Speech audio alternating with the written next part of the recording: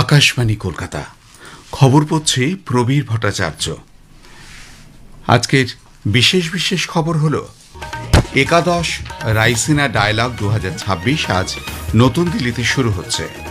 রাজ্যসভায় 10টি রাজ্যে 37টি আসনের নির্বাচনের জন্য মনোনয়ন দাখিলের সময়সীমা আজ শেষ হচ্ছে। ভারত মহাসাগরে আমেরিকান সাবমেরিন ইরানের একটি যুদ্ধজাহাজকে ধ্বংস করার প্রেক্ষিতে পশ্চিম এশিয়ার সংকট আরও ঘনীভূত হয়েছে। 78 জনকে উদ্ধার করা হয়েছে, নিখোঁজ শতাধিক। ইসরায়েল ও আমেরিকা জোড়া হামলায় ইরানে 1000 জনেরও বেশি অসামরিক নাগরিকের মৃত্যুর খবর পাওয়া গেছে। টি-20 বিশ্বকাপে দ্বিতীয় সেমিফাইনালে মুম্বাইয়ের ওয়াংখেড়ে স্টেডিয়ামে ভারত আজ ইংল্যান্ডের মুখোমুখি হচ্ছে। আসছি বিস্তারিত খবরে। একাদশ রাইসিনা ডায়ালগ 2026 নতুন দিল্লিতে আজ শুরু হচ্ছে। আলোচনায় অংশ নিতে ফিনল্যান্ডের রাষ্ট্রপতি আলেকজান্ডার স্টাভ গতকাল নতুন দিল্লি এসে পৌঁছেছেন। ভুটানের বিদেশ ও বাণিজ্য মন্ত্রী দীনানাথ ধুঙ্গেল, মাল্টার উপপ্রধানমন্ত্রী ও বিদেশ ও পর্যটন মন্ত্রী ইয়ান বোর্গ ভারতে এসেছেন।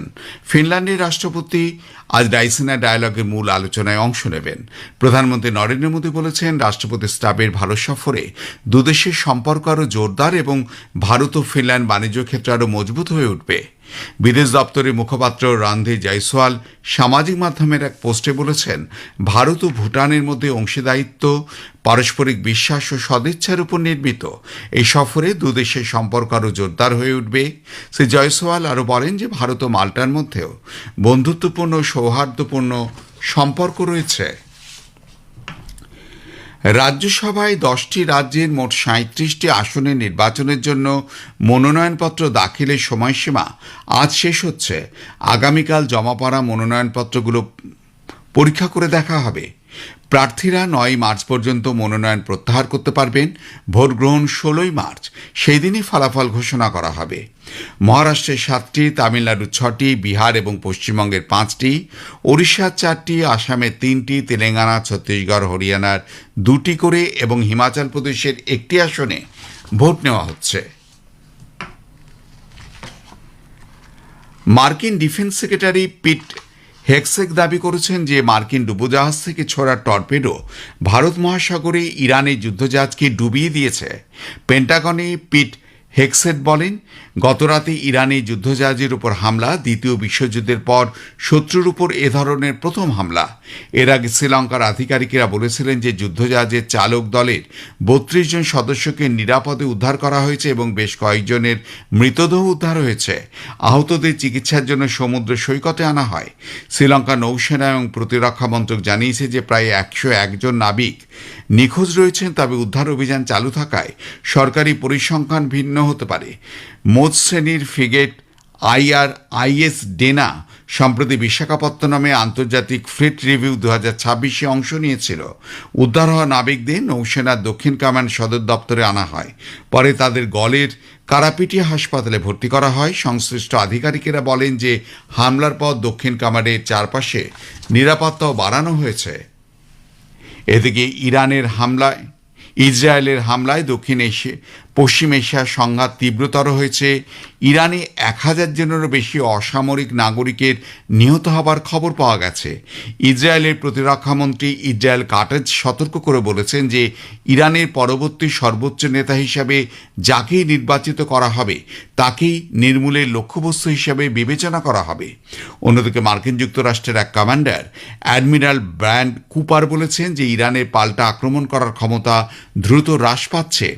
অপারেশন এপিক ফিউরি সম্পর্কে সাংবাদিকদের সামনে মার্কিন কমান্ডার বলেন যে এই অভিযানের 100 ঘন্টারও কম সময় আমেরিকা ইতিমধ্যে প্রায় 2000 লক্ষ্যবস্তুকে আঘাত করেছে। তিনি বলেন যে ইরানের বিমান প্রতিরক্ষা ব্যবস্থা মারাত্মকভাবে দুর্বল হয়ে পড়েছে এবং ইরানের শত শত ব্যালিস্টিক ক্ষেপণাস্ত্র, লঞ্চার এবং ড্রোনও ধ্বংস হয়ে গেছে। We have severely degraded Iran's air defenses and destroyed hundreds of Iran's ballistic missiles, launchers, and drones. And in simple terms, we're focused on shooting all the things that can shoot at us. We are also sinking the Iranian Navy, the entire Navy. For decades, the Iranian regime has harassed international shipping. Today, there's not a single Iranian ship underway in the Arabian Gulf, Strait of Hormuz, or Gulf of Oman, and we will not stop. মার্কিন যুদ্ধ বিভাগ এক বিবৃতিতে জানিয়েছে যে কুয়েতের সোয়াইবা বন্দরে একটি মনুষ্যবিহীন বিমান আক্রমণে 4 মার্কিন সেনা নিহত হয়েছেন। এদিকে পশ্চিম এশিয়ায় ইরান এবং যৌথ মার্কিন ইসরায়েলি বাহিনীর মধ্যে সংঘর্ষের জন্য ব্রিটেন এবং ফ্রান্স সাইপ্রাসের আক্রমণের পর সেখানে যুদ্ধজাহাজ এবং বিমান প্রতিরক্ষা মোতায়েন করেছে বলে ব্রিটেনের প্রধানমন্ত্রী কিয়ার স্টারমার সামাজিক মাধ্যমে জানিয়েছেন। ফরাসি রাষ্ট্রপতি ইমানুয়েল ম্যাক্রো ফ্রান্সের বিমান চার্লস ডি গলকে ভূমধ্যসাগরে যাওয়ার নির্দেশ দিয়েছেন। পশ্চিম এশিয়া এবং উপসাগরীয় অঞ্চলের বর্তমান পরিস্থিতি বিবেচনা করে বিদেশ মন্ত্রক একটি কন্ট্রোল রুম স্থাপন করেছে। সকাল 9টা থেকে রাত্রি 9টা পর্যন্ত 1800118797 নিঃশুল্ক নম্বরে যোগাযোগ করা যেতে পারে, অথবা 01123012113 01123014104 এবং 01123017905 নম্বরে যোগাযোগ করা যেতে পারে। এছাড়াও সংঘর্ষপূর্ণ অঞ্চলে ভারতীয় দূতাবাসগুলির নিরাপত্তা ব্যবস্থা এবং সম্ভাব্য স্থানান্তরের জন্য সহায়তা সাধনে 24 ঘন্টা জরুরি হেল্পলাইন স্থাপন করা হয়েছে। পশ্চিম এশিয়ার বর্তমান পরিস্থিতির মধ্যে উচ্চ চাহিদার পরিপ্রেক্ষিতে এয়ার ইন্ডিয়া টরন্টো, ফ্র্যাঙ্কফুর্ট এবং প্যারিস চার্লস ডি গলের জন্য অতিরিক্ত ধারণ ক্ষমতা সম্পন্ন বিমান চালানোর কথা ঘোষণা করেছে। সামাজিক মাধ্যমে এক পোস্টে এয়ার ইন্ডিয়া জানিয়েছে যে 11ই মার্চ পর্যন্ত দিল্লি এবং টরন্টোর মধ্যে 3টি অতিরিক্ত বিমান চলাচল করবে। 7ই মার্চ থেকে 10ই মার্চ পর্যন্ত দিল্লি ও ফ্রাঙ্কফুর্টের মধ্যে 3টি এবং দিল্লি ও প্যারিসের মধ্যে একটি অতিরিক্ত বিমান চলাচল করবে। এয়ার ইন্ডিয়া জানিয়েছে এই অতিরিক্ত বিমানগুলির মাধ্যমে যাত্রীরা এই নির্দিষ্ট রুটগুলিতে বিমানের আরও বেশি বিকল্প পাবেন।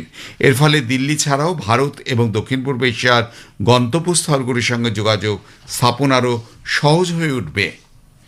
আন্তর্জাতিক আণবিক সংস্থা আইএএর মহানির্দেশক রাফায়েল মারিয়ানো গ্রোসি বলেছেন যে ইরান পারমাণবিক বোমা তৈরি করেছে এমন কোনো প্রমাণ পাওয়া যায়নি। একটি সোশ্যাল মিডিয়া পোস্টে শ্রী গ্রোসি আরও বলেন যে ইরানের কাছে পারমাণবিক অস্ত্র তৈরির কাজে ব্যবহারযোগ্য সমৃদ্ধ ইউরেনিয়ামের বিশাল মজুদ রয়েছে এবং আন্তর্জাতিক পরিদর্শকদের সেখানে প্রবেশাধিকার দিতে তাদের অস্বীকৃতি গুরুতর উদ্বেগের কারণ। কানাডার প্রধানমন্ত্রী মার্ক কার্নি বলেছেন যে মধ্যপ্রাচ্যের সংঘর্ষে আন্তর্জাতিক নিয়মকানুন সঠিকভাবে মানা হয়নি। তিনি বলেন যে ইরানে হামলা চালানোর আগে মার্কিন যুক্তরাষ্ট্র তার মিত্র দেশগুলির সঙ্গে পরামর্শও করেনি। তেহরানে পারমাণবিক কর্মসূচি নিয়ে আলোচনার পর শনিবার মার্কিন ও ইসরায়েলি বাহিনী ইরানের বিরুদ্ধে হামলা শুরু করে। এরপর থেকে যুদ্ধ ইরানের সীমানা ছাড়িয়ে আরও বেশ কয়েকটি দেশ ছড়িয়ে পড়ে। ইরানের প্রতিবেশী বাহরাইন, সংযুক্ত আরব আমিরশাহী, কাতার সহ উপসাগরীয় দেশগুলিতে, সৌদি আরব ও কুয়েতে মার্কিন দূতাবাসগুলিতেও আঘাত হানে। এর ফলে ওয়াশিংটন এই অঞ্চল জুড়ে কূটনৈতিক মিশন বন্ধ করে রেখেছে। খবর শুনছেন আকাশবাণী কলকাতা থেকে।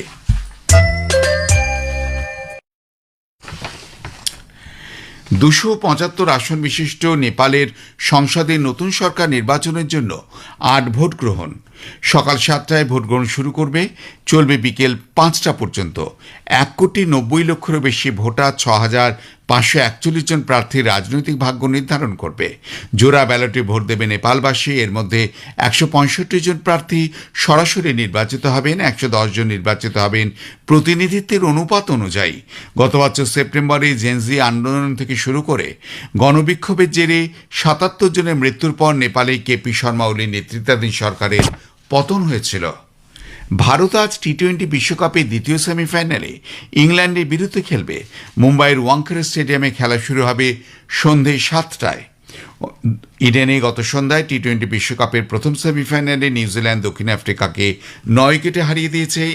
নিউজিল্যান্ড টসে জিতে দক্ষিণ আফ্রিকাকে ব্যাট করতে পাঠায়। দক্ষিণ আফ্রিকার নির্ধারিত 20 ওভারে 8 উইকেটের বিনিময়ে 169 রান করে। দক্ষিণ আফ্রিকার হয়ে মার্কো জ্যানসন অপরাজিত 55 রান করেন। নিউজিল্যান্ডের হয়ে ম্যাট হেনরি, কোল ম্যাকঞ্চি, রবীন্দ্র 2টি করে উইকেট নেন। শেষ করবার আগে খবরের বিশেষ কিছু অংশ আরও একবার। একাদশ রায়সিনা ডায়ালগ 2026 আজ নতুন দিল্লিতে শুরু হচ্ছে। রাজ্যসভায় 10টি রাজ্যে 37টি আসনের নির্বাচনের জন্য মনোনয়ন দাখিলের সময়সীমা আজ শেষ হচ্ছে। ভারত মহাসাগরে আমেরিকা সাবমেরিন ইরানের একটি যুদ্ধজাহাজকে ধ্বংস করার প্রেক্ষিতে পশ্চিম এশিয়ার সংকট আরও ঘনীভূত হয়েছে। 78 জনকে উদ্ধার করা হয়েছে, নিখোঁজ শতাধিক। ইসরায়েল ও আমেরিকার জোড়া হামলায় ইরানে 1,000 জনেরও বেশি অসামরিক নাগরিকের মৃত্যুর খবর পাওয়া গেছে। টি-20 বিশ্বকাপের দ্বিতীয় সেমিফাইনালে মুম্বাইয়ের ওয়াংখেড়ে স্টেডিয়ামে ভারত আজ ইংল্যান্ডের মুখোমুখি হচ্ছে। খবর শেষ হলো।